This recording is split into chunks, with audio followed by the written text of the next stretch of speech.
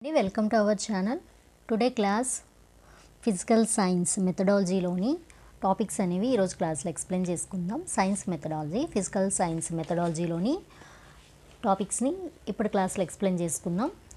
So దీంట్లో శాస్త్రం, స్వభావం, నిర్మాణం, చరిత్ర అనే టాపిక్ అన్నమాట. దీనికి సంబంధించి మనం ఆల్రెడీ కొంత టాపిక్ అనేది ఎక్స్ప్లెయిన్ చేసుకున్నాం. అట్ ద సేమ్ టైం ఏవైతే డెఫినిషన్స్, నిర్వచనాలు, విజ్ఞాన శాస్త్రం గురించి సైంటిస్టులు ఏవైతే నిర్వచనాలు ఇచ్చారో వాటిని ఆల్రెడీ మనం కొన్ని ఎక్స్ప్లెయిన్ చేసుకున్నాం. కొన్ని షార్ట్స్గా పెట్టుకోవటం అనేది జరిగింది, అంటే షార్ట్స్గా అప్లోడ్ చేశాము. సో ఎక్కడి వరకు ప్రీవియస్ క్లాస్లో ఎక్స్ప్లెయిన్ చేసుకున్నామంటే శాస్త్రం, స్వభావం, నిర్మాణం, చరిత్ర అనే చాప్టర్కి సంబంధించిన టాపిక్ అనేది శాస్త్రీయ పద్ధతిని అభివృద్ధి చేస్తుంది అనే టాపిక్ వరకు మనం ప్రీవియస్ క్లాస్లో ఎక్స్ప్లెయిన్ చేసుకున్నాం. శాస్త్ర పద్ధతిని అభివృద్ధి చేస్తుంది ఎవరు, విజ్ఞాన శాస్త్ర లక్షణాలు అనే టాపిక్లో మనం ఇక్కడ వరకు ఎక్స్ప్లెయిన్ చేసుకుందాం. సో నెక్స్ట్ టాపిక్ ఏంటంటే దాని తర్వాత టాపిక్ వచ్చేసి విజ్ఞాన శాస్త్రం ప్రాముఖ్యత. నెక్స్ట్ వన్ విజ్ఞాన శాస్త్రం ప్రాముఖ్యత, ఇంపార్టెన్స్ ఆఫ్ సైన్స్ అనమాట. What is the importance of science? అసలు ఏంటి సైన్స్ యొక్క ఇంపార్టెన్స్, దాని యొక్క ప్రాముఖ్యత ఏంటంటే విజ్ఞాన శాస్త్రం ఏంటంటే సాంస్కృతిక అభివృద్ధికి కావాల్సిన జ్ఞానానికి వెన్నెముక. ఎస్, ఇది ఒక బ్యాక్ బోన్ లాంటిది. ఈ సైన్స్ అనేది ఏంటంటే ఏదైతే మనకి కల్చర్ ఉందో, ఏది యాన్సిస్టర్స్ అంటే పూర్వీకుల నుంచి మనకి ఏదైతే కల్చర్ అనేది వచ్చిందో ఆ కల్చర్ అనేది డెవలప్ అవ్వాలి అంటే దానికి విజ్ఞాన శాస్త్ర సాంస్కృతిక అభివృద్ధి అంటే సైన్స్ రిలేటెడ్ ఏదైతే కల్చర్ అయితే ఉందో మన పూర్వీకుల నుంచి మనం పొందినది అది అభివృద్ధి చెందాలి అంటే కావలసిన జ్ఞానానికి వెన్నెముక లాంటిది. విజ్ఞాన శాస్త్రం ఏంటండి, మన పూర్వ చరిత్ర, అది హిస్టరీకి అంటే సోషల్ రిలేటెడే కావచ్చు, ఆర్ బయాలజీ రిలేటెడే కావచ్చు, or chemistry, physics, mathematics, whatever ఏదైనా కూడా దానికి సంబంధించిన సంస్కృతి, సాంప్రదాయాలు ఏవైతే ఉన్నాయో అది అభివృద్ధి చెందడానికి కావలసిన నాలెడ్జ్కి బ్యాక్ బోన్ లాంటిది ఏంటిది, నథింగ్ బట్ సైన్స్, విజ్ఞాన శాస్త్రం అన్నమాట. విశ్వం మరియు దాని స్థానంను గురించి జ్ఞానాన్ని అందిస్తుంది. సో సైన్స్ ఏమిస్తుంది అంటే ఫస్ట్గా దీని యొక్క కాన్సన్ట్రేషన్ అంతా విశ్వం గురించి ఉంటుంది. అలాగే దాని స్థానంను గురించి, విశ్వం యొక్క స్థానం ఏమిటి అనే దాని గురించి నాలెడ్జ్ మొత్తాన్ని కూడా మనకి సైన్స్ అనేది అందిస్తుంది. నెక్స్ట్ వన్ విజ్ఞాన శాస్త్రం శాస్త్రీయ పద్ధతి మరియు క్రమశిక్షణ అభివృద్ధికి అనేక అంశాలను కల్పించేలా చేస్తుంది. సో ఈ విజ్ఞాన శాస్త్రం ఇంకా ఏం చేస్తుందంటే సైంటిఫిక్ మెథడ్స్ ఉంటాయి కొన్ని, అట్ ద సేమ్ టైం ఒక క్రమశిక్షణ అంటారు కదా, డిసిప్లిన్, అవన్నీ కూడా డెవలప్ అవటానికి చాలా అంశాలను మనకి కల్పించేలాగా చేస్తుంది. ఇవన్నీ కావాలంటే ఈజీగా రావు. ఒక సైంటిఫిక్ మెథడ్ అనేది ఒక స్టూడెంట్లో కానీ ఒక పర్టికులర్ పర్సన్లో కానీ డెవలప్ అవ్వాలంటే అంత ఈజీ ప్రాసెస్ కాదు. దానికి కొన్ని అంశాలు అనేవి మనకి అవసరం అవుతాయి అన్నమాట. వాటన్నిటినీ కూడా కల్పించేలా చేసేదే విజ్ఞాన శాస్త్రం. ఓకేనండి. విజ్ఞాన శాస్త్రం ఏం చేస్తుందంటే సైంటిఫిక్ మెథడ్, క్రమశిక్షణ, at the same time scientific methods అంటే శాస్త్రీయ పద్ధతి మరియు క్రమశిక్షణ, ఈ రెండు డెవలప్ అవ్వడానికి కావాల్సిన అనేక అంశాలను కల్పించేలా చేస్తుంది అని చెప్తున్నారు. క్రమ పరిశీలన అంటే ఒక ఆర్డర్లో పరిశీలించడం, క్రమమైన ఆలోచన, పరిశీలించడం మాత్రమే కాదు, ఆలోచన కూడా ఏంటంటే అటు ఇటు మారకూడదు. ఒక క్రమం, ఒక ఆర్డర్లోనే థింక్ చేయాలి. సమస్య పరిష్కారంలో శిక్షణ ఇస్తుంది. ఈ విజ్ఞాన శాస్త్రం యొక్క ఇంపార్టెన్స్ ఆఫ్ సైన్స్, ఈ సైన్స్ యొక్క ఇంపార్టెన్స్ ఏంటంటే ఫస్ట్ ఏంటంటే క్రమ పరిశీలన కూడా ఎలా చేస్తుంది, ఒక ఆర్డర్లో చేస్తుంది.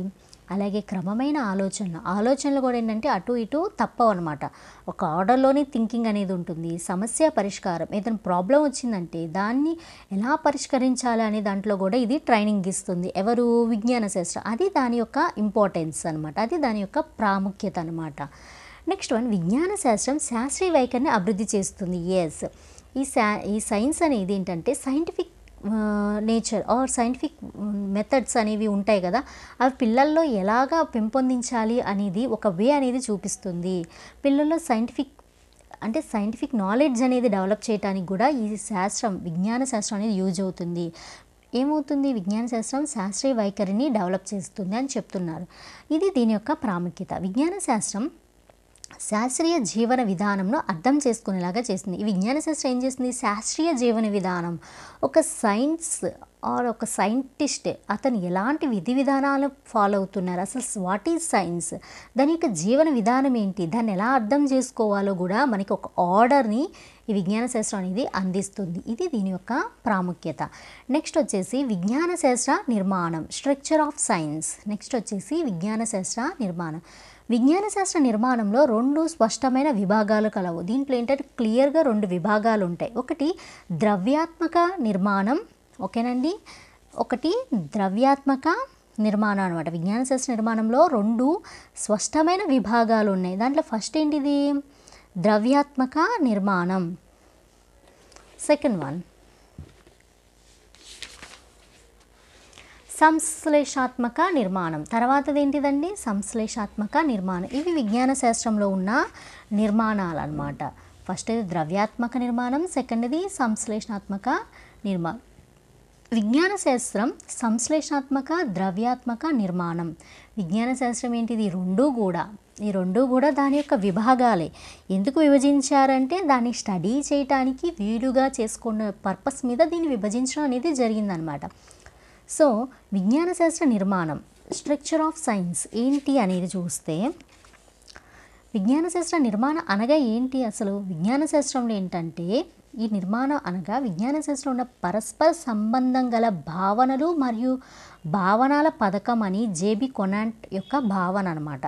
అసలు ఏంటి విజ్ఞాన శాస్త్రం, స్ట్రక్చర్ ఆఫ్ సైన్స్ అంటే ఏంటి అంటే, విజ్ఞాన శాస్త్ర నిర్మాణం అంటే ఏంటంటే విజ్ఞాన శాస్త్రం ఏదైతే సైన్స్ ఉందో దాంట్లో ఉన్న పరస్పర సంబంధాలు ఇంటర్నల్గా ఉన్న ఒకదానికి ఒకటి అంటే ఒక అంశానికి వేరొక అంశానికి మధ్య ఉన్న పరస్పర సంబంధం గల భావనలు ఏవైతే ఆ పరస్పర సంబంధాల మీద మనకు ఒక భావన అనేది ఏర్పడుతుందో ఆ భావనలు మరియు భావనాల ఇక్కడ సింగులర్ అంటే ప్లూరల్ యూజ్ చేశారు. భావనలు అంటే నెంబర్ ఆఫ్ అంటే 1 మోర్ అంటే ఒకటి కన్నా ఎక్కువ, మోర్ దెన్ 1. భావనలు అంటే ఒకటి కన్నా ఎక్కువ, భావన అంటే ఒకటి, ఓకేనండి. అంటే ఒకదానికి మిగతా వాటితో గల పరస్పర సంబంధం, అంటే ఒక భావనకు మిగతా భావంతో గల పరస్పర సంబంధం ఇక్కడ చెప్పారు కదా. విజ్ఞాన శాస్త్ర నిర్మాణం అనగా విజ్ఞాన శాస్త్రంలో ఉన్న పరస్పర సంబంధం గల భావనలు మరియు భావనా పథకాలు అని జేబీ కొనాంట్ అనే శాస్త్రవేత్త యొక్క అభిప్రాయం. అంటే ఏంటంటే విశ్వంలో ఏంటంటే విశ్వం అనేది పరిశీలింపదగిన దృగ్విషయాలను కలిపే భావనల నిచ్చెన అని చెప్పవచ్చు. ఈ విశ్వం ఏంటంటే మనం ఎక్స్పెరిమెంట్ చేయడానికి కానీ అబ్జర్వేషన్ చేయడానికి కానీ కావాల్సిన దృగ్విషయాలన్నింటినీ ఏంటంటే కలిపే ఒక భావనల యొక్క ల్యాడర్ లాంటిదని కూడా మనం చెప్పుకోవచ్చు. యథార్థాల నుంచి వచ్చే అమూర్తీకరణల భావనలు, యథార్థాల నుంచి వచ్చే అమూర్తీకరణ, మూర్తమైనవి కాదు, అవన్నీ కూడా ఏంటివి అమూర్తమైనవి. అమూర్తీకరణలు అన్నీ కూడా ఏంటి, భావనలు, ప్రకల్పనలు, సిద్ధాంతాలు, సూత్రాలు, నియమాల రూపంలో ఉండవచ్చు. సో ఇవన్నీ ఎలా ఉంటాయి, యథార్థాలు ఏవైతే మనకు నేచర్లో విశ్వంలో దొరుకుతున్నాయో అవన్నీ ఏంటి యథార్థాలే. వాటి నుంచి వచ్చే ఏంటి అమూర్తీకరణ భావనలు. మన భావనలన్నీ కూడా ఏంటి అండి, అవి మూర్తమైనవి కాదు, అవన్నీ కూడా అమూర్తమైనవి. అవి అన్నీ కూడా మనసులో ఉంటాయి కానీ అవి మన చేతనలోకి తీసుకురాలేమన్నమాట. సో యథార్థాలు అనేవి నేచర్లో ఉన్నాయి ఆర్ విశ్వంలో ఉన్నాయి. వాటి నుంచి వచ్చేవేంటి అమూర్తీకరణ భావనలు, అంటే మూర్తమైనవి కాదు, వాటిని సృష్టించలేము, ఆ భావనని వాటిని చేతనంలోనికి మనం తీసుకురాలేమన్నమాట, ఓకేనా. ఆ భావనలు అలాగే ప్రకల్పనలు కూడా అలాంటివి అనమాట. ప్రకల్పనలు వాటి నుంచి వచ్చేవేంటి సిద్ధాంతాలు, పర్లేదు ఇవి కొంచెం వాటిని మనం కన్సిడర్ చేయొచ్చు. అలాగే సూత్రాలు, నియమాల రూపంలో ఇవి ఉండవచ్చు. ఎక్కడుంటాయి ఇవన్నీ కూడా విశ్వంలో ఉంటాయి. ఎలా ఉంటాయి, యథార్థాలుగా ఉంటాయి. ఈ విధమైన ఉత్పత్తులను ఈ విధమైన ఉత్పత్తులు అంటే సూత్రాలు, సిద్ధాంతాలు, ప్రకల్పనలు, భావాలు ఇవన్నీ కూడా ఏంటి ఉత్పత్తులు. ఎలా ఉత్పత్తి అయినాయి, యథార్థాల నుంచి ఉత్పత్తి అయినాయి అనమాట, ఓకేనా. ఈ యథార్థాలన్నీ ఎక్కడున్నాయి, విశ్వంలో ఉన్నాయి, ఓకేనండి. ఇలా ఈ విధమైన ఉత్పత్తులు ఏంటి ఉత్పత్తులు వచ్చేసేసి భావనలు, ప్రకల్పనలు, సిద్ధాంతాలు, సూత్రాలు ఇలా ఉత్పత్తి అయినాయి. ఎలా ఉత్పత్తి అయినాయి, యథార్థాల నుంచి. యథార్థాలు ఎక్కడున్నాయి, విశ్వంలో. ఉత్పత్తులను ఇవి రూపొందించే విధానాన్ని కలిపి విజ్ఞాన శాస్త్ర నిర్మాణంగా పేర్కొనవచ్చు. ఈ ఉత్పత్తుల నుంచి రూపొందించే విధానాలు అంటే ఏంటి అనొచ్చు. ఫర్ ఎగ్జాంపుల్ సిద్ధాంతాలు, కొన్ని ఫార్ములాస్ ఉంటాయి, వాటిని యూజ్ చేసి మనం ఏం చేస్తున్నాం, కొన్ని విధి విధానాలని రూపొందించుకుంటున్నాం. నవడేస్ టెక్నాలజీని డెవలప్ చేసుకుంటున్నాం, అవునా. సో వాటన్నిటిని కలిపి విజ్ఞాన శాస్త్ర నిర్మాణంగా మనం చెప్పుకోవచ్చు అని ఇక్కడ చెప్తున్నారు. నెక్స్ట్ వన్ విజ్ఞాన శాస్త్ర నిర్మాణాన్ని హెన్రీ పాయింట్కేర్, ఆర్సి శర్మల ప్రకారం వీళ్ళు ఏం చెప్పారు, విజ్ఞాన శాస్త్ర నిర్మాణాన్ని నిర్మాణంలో ఉన్న భవనంతో పోల్చవచ్చు. ఇది ఫేమస్ అనమాట. ఈ ఒక నిర్వచనం అనేది చాలా చాలా ఫేమస్. మనం దేంట్లోకి వెళ్ళినా కూడా ఈ నిర్వచనం అనేది వస్తుంది. ఓకేనా. నిర్మాణంలో ఉన్న భవనంతో పోల్చవచ్చు. విజ్ఞాన శాస్త్ర నిర్మాణాన్ని హెన్రీ పాయింట్కేర్ అండ్ ఆర్సి శర్మల ప్రకారం చూసుకుంటే వాళ్ళు ఎలా చెప్పారు ఈ విజ్ఞాన శాస్త్రాన్ని, సైన్స్ని ఏంటంటే నిర్మాణంలో ఉన్న భవనంతో పోల్చవచ్చు అని చెప్పారు. అందులో ఏంటంటే పునాది, నిలువు పిల్లర్స్, అడ్డు భీములు ఉంటాయి. ఒక నిర్మాణంలో ఉన్న భవనంలో ఏముంటాయండి, పునాదులు ఉంటాయి, నిలువు పిల్లర్స్ ఉంటాయి, అలాగే అడ్డు భీములు ఉంటాయి. ఇవే కదా మెయిన్గా. ఫస్ట్ పునాది ఉంటుంది, నిలువు పిల్లర్స్ ఉంటాయి, అడ్డు భీములు అంటే అడ్డంగా ఉన్న ఇవి ఉంటాయన్నమాట. సామాన్యీకరణాలు పునాదులు కానీ ఏవైతే విజ్ఞాన శాస్త్రంలో సామాన్యీకరణాలు ఉంటాయి కదా, వాటిని దేంతో కంపేర్ చేశారు ఆర్సి శర్మ గారు and Henry Poincare and R C Sharma గారు ఏంటంటే ఈ సామాన్యీకరణాలు విజ్ఞాన శాస్త్రంలో మనకున్న సామాన్యీకరణాలను పునాదులు అనుకుంటే సిద్ధాంతాలను ఎలా చెప్పొచ్చు, నిలువు పిల్లర్స్గా చెప్పవచ్చు. అవునా. అలాగే శాస్త్రీయ పద్ధతులు ఉంటాయి కదా, శాస్త్రీయ పద్ధతులు ప్రక్రియలు ఉంటాయి కదా, వాటిని సమాంతర స్తంభాలుగా భావించవచ్చు అనమాట. సో సామాన్యీకరణాలు పునాదులుగాను, సిద్ధాంతాలు నిలువు పిల్లర్స్గాను, శాస్త్రీయ పద్ధతులు ప్రక్రియలు ఎలా చెప్పొచ్చు, సమాంతరంగా ఉన్న స్తంభాలుగా భావించు. ఈ శాస్త్రీయ పద్ధతులు ప్రక్రియలు అనేది ఒకదానికొకటి సమాంతరంగా ఉంటాయి అన్నమాట. అంటే scientific methods and scientific process అనమాట. ఇవన్నీ కూడా ఒకదానికొకటి ఎలా ఉంటాయి, సమాంతరంగా ఉంటాయి. సో వాటిని ఎలా కంపేర్ చేశారు ఇక్కడ, సమాంతర స్తంభాలుగాను. దేంట్లో సమాంతర స్తంభాలు, కన్స్ట్రక్షన్లో ఉన్న బిల్డింగ్లోని సమాంతర స్తంభాలను శాస్త్రీయ పద్ధతులు ప్రక్రియలు అంటే సైంటిఫిక్ మెథడ్స్ అండ్ సైంటిఫిక్ ప్రాసెస్గా కంపేర్ చేశారు, అంటే భావించవచ్చు అని చెప్తున్నారు. వీటిని విజ్ఞాన శాస్త్ర సత్యాలు వంటి రాళ్ళు, ఇటుకలు, కంకర, కాంక్రీట్ ఉంటుంది కదా, దాంతో నిర్మితమైనట్లుగా భావించవచ్చు అంట. వాటిని విజ్ఞాన శాస్త్ర సత్యాలు. ఇప్పుడు సత్యాల దగ్గరకు వచ్చేసారు. సత్యాలు ఏంటి మనకి ఇక్కడ విజ్ఞాన శాస్త్రంలో చాలా ఉంటాయి. అవునా. విజ్ఞాన శాస్త్రం విశ్వంలో ప్రకృతిలో వెతికే కొద్దీ ఎన్నో నిగూఢమైన సత్యాలు అనేవి బయటికి వస్తూ ఉంటాయి అన్నమాట. వాటిని ఈ సత్యాలను వేటితో కంపేర్ చేశారు ఇక్కడ, నిర్మాణంతో ఉన్న భవనంలోని మ్యాటర్స్లో రాళ్ళు, ఇటుకలు, కంకర, కాంక్రీట్తో నిర్మితమైనట్లుగా భావించారు. ఇవన్నీ కూడా దేంతో నిర్మితమవుతున్నాయి, వీటితో. ఇవన్నీ ఏంటి, సత్యాలన్నమాట. షాప్ ఫినిక్స్ శాస్త్రవేత్తలు విజ్ఞాన శాస్త్ర నిర్మాణానికి 2 దృక్కోణాల నుంచి వివరించినారు. ఇంకా మిగతా శాస్త్రవేత్తలు కూడా ఇంకో 2 దృక్కోణాల్లో వివరించారనమాట. ఎవరిని, విజ్ఞాన శాస్త్రాన్ని, సైన్స్ని. వీళ్ళు ఎలా ఉపయోగించారు, సంశ్లేషణాత్మక నిర్మాణం, ద్రవ్యాత్మక నిర్మాణం. మళ్ళీ వీరు వివరించారు. వాళ్ళు ఏం చెప్పారు, దాని యొక్క భావనని చెప్పారు. దేని యొక్క భావనని, విజ్ఞాన శాస్త్ర నిర్మాణంలో సంశ్లేషణాత్మక అలాగే ద్రవ్యాత్మక నిర్మాణాలు వారి యొక్క భావనను, వారి యొక్క అభిప్రాయాలను, వారి యొక్క ఏదైతే వాళ్ళు దాని మీద వాళ్ళు రీసెర్చ్ చేశారో వాళ్ళు పొందిన అనుభూతుల్ని వివరించారు, వాళ్ళ యొక్క భావనని చెప్పారు. ఈ శాస్త్రవేత్తలు ఏం చేశారు, 2 దృక్కోణాల్లో వివరించారు. దీనికి కన్ఫ్యూజ్ అవ్వద్దు. అది వాళ్ళ యొక్క భావన. ఎవరి యొక్క భావన, జేబీ కొనాంట్ అండ్ ఆర్సి శర్మ వాళ్ళు ఉన్నారు కదా, వాళ్ళ యొక్క హెన్రీ పాయింట్కేర్ అండ్ ఆర్సి శర్మల యొక్క భావన, నిర్మాణంతో ఉన్న భవనం అనేది. జేబీ కొనాంట్ ఏం చెప్పారు, పరిశీలించదగిన దృగ్విషయాలను కలిపే భావాలను ఇచ్చిన అని చెప్పారనమాట. అది వాళ్ళ యొక్క భావన. వీళ్ళేం చెప్పారు, వీటిని వివరించారు. దేనిని, సంశ్లేషణాత్మక ద్రవ్యాత్మక నిర్మాణాలను. సంశ్లేషణాత్మక నిర్మాణం అంటే ఏంటో చూద్దాం. విజ్ఞాన శాస్త్రంలో సత్యాన్వేషాల ప్రక్రియ సముదాయమే విజ్ఞాన శాస్త్ర సంశ్లేష. ఇక్కడ ఏం లేదండి, విజ్ఞాన శాస్త్రం సైన్స్లో సత్యాలను అన్వేషించాలి. సైన్స్ అంటేనే సత్యాలను అన్వేషించడం. ఆ ప్రాసెస్లో అంటే ఆ ప్రక్రియల సముదాయం, ఆ ప్రక్రియ ఏదైతే ఉంటుందో వాటి యొక్క మొత్తం సముదాయమే విజ్ఞాన శాస్త్ర సంశ్లేషాత్మక నిర్మాణం అన్నారు. విజ్ఞాన శాస్త్రం అంటేనే సత్యాన్వేషణ. ఆ సత్యాన్వేషణల ప్రక్రియలు, ప్రాసెస్ ఉంటాయి కదా, ఆ ప్రాసెస్ మొత్తాన్ని కలిపి విజ్ఞాన శాస్త్ర సంశ్లేషాత్మక నిర్మాణంగా ఇక్కడ కన్సిడర్ చేయడం జరిగింది.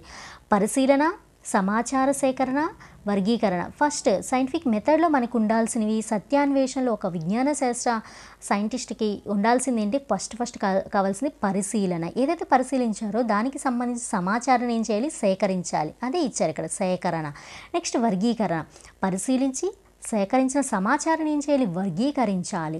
దెన్ మాపనం చేయాలి. మాపనం, అనుమితులను రాబట్టడం. ఏవైతే ఉన్నాయో అనుమితులు, వాటిని ఈ పరిశీలన, సమాచారం, ఈ వర్గీకరణ, ఈ మాపనం నుంచి అనుమితులను రాబట్టి దెన్ ప్రకల్పనలు రూపకల్పన చేసి వివిధ చరాల నిర్వహణ, నియంత్రణ, ప్రయోగ నిర్వహణ, దత్తాంశాలు వ్యాఖ్యానించడం, ప్రాగుక్తని, ఇవన్నీ మనకు తెలిసినవే. మొదలైనవి విజ్ఞాన శాస్త్ర సంశ్లేషాత్మక నిర్మాణంలోని అంశాలు. ఇవన్నీ మనకు తెలిసినవే కదండి. ఏంటిది, ఫస్ట్ అనుమితులను రాబట్టాలి. దేని ద్వారా, సత్యాన్వేషణ ప్రక్రియలో. ఇవన్నీ సముదాయాలు అన్నమాట. విజ్ఞాన శాస్త్ర సంశ్లేషణాత్మక నిర్మాణంలో విజ్ఞాన శాస్త్రంలో సత్యాన్వేషణ ప్రక్రియల సముదాయమే విజ్ఞాన శాస్త్రం. సత్యాలను అన్వేషించే ప్రాసెస్ ఉంటుంది. ఆ ప్రాసెస్ 1, 2తో కంప్లీట్ అయ్యేది కాదు. నెంబర్ ఆఫ్ ప్రాసెస్లు ఉంటాయి. ఆ ప్రాసెస్లు అన్నిటినీ కలిపినదే విజ్ఞాన శాస్త్ర సంశ్లేషణాత్మక నిర్మాణం. సంశ్లేషణం అంటేనే కలపటం. ఓకేనా, సంశ్లేషణ అంటేనే కలపటం. సింథసిస్ ఆర్ అంటారు కదా, సింథసిస్ ఆఫ్ ఫోటోసింథసిస్ అలా ఉంటాయి కదా, అలాగనమాట. విజ్ఞాన శాస్త్రంలో సత్యాలను అన్వేషించే ప్రక్రియ మొత్తాన్ని సముదాయమే విజ్ఞాన శాస్త్ర సంశ్లేషణ. ఇక్కడ అన్నీ ఏంటి, ఒక టాపిక్ తీసుకొని దానికి కావాల్సిన సత్యాలు అన్వేషించినప్పుడు అనేక రకాల ప్రాసెస్ని ఫాలో అవుతాం. వాటన్నిటిని తీసుకొచ్చి కలిపేస్తాం ఇక్కడ. దాన్ని సంశ్లేషాత్మక నిర్మాణం. దేని యొక్క సంశ్లేషాత్మక నిర్మాణం, విజ్ఞాన శాస్త్రం యొక్క సంశ్లేషణాత్మక నిర్మాణం. దీంట్లో ఉండాల్సిన ఏంటి, పరిశీలన, సమాచార సేకరణ, వర్గీకరణ, మాపనం, అనుమితులను రాబట్టడం, ప్రకల్పనల రూపకల్పన, వివిధ చరాల నిర్వహణ, నియంత్రణ, ప్రయోగ నిర్వహణ, దత్తాంశాలను వ్యాఖ్యానించటం, ప్రాగుక్తీకరణ మొదలైనవి విజ్ఞాన శాస్త్ర సంశ్లేషణ నిర్మాణంలో అంశాలే. ఇవన్నీ మనకు ఆల్రెడీ తెలిసినవి. వీటి ద్వారా విజ్ఞాన శాస్త్రం ఫలితాలను రాబట్టబడతాయి. వీటి ద్వారా ఏం చేస్తే విజ్ఞాన శాస్త్రం యొక్క ఫలితాలను అనేవి రాబట్టడం అనేది జరుగుతుంది. సో నెక్స్ట్ క్లాస్లో విజ్ఞాన శాస్త్ర నిర్మాణంలోని రిమైనింగ్ టాపిక్ని మనం ఎక్స్ప్లెయిన్ చేసుకుందాం. Thank you.